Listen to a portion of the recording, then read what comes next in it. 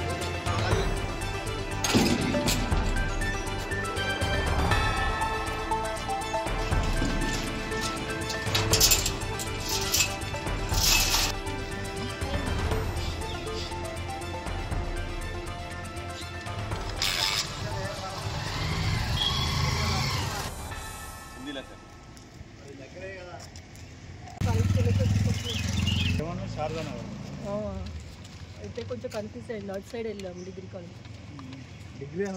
Junior college ఉంది కానీ అక్కడ మాకు ఐడియా లేదు. ఎప్పుడు ఇవ్వలేదు కదా అక్కడ కాలేజ్ ఎప్పుడు నాట్ ఇది ఎప్పుడు వస్తుంది ఎప్పుడు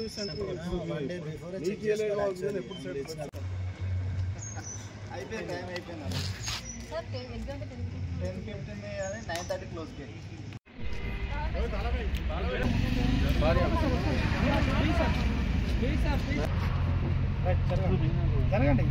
సో అందరికీ నమస్కారం.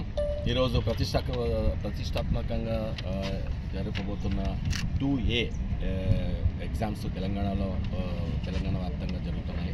దాంట్లో భాగంగానే రామగుండం కమిషనరేట్లో సెంటర్సు రూట్స్ అన్నీ ఉన్నాయి.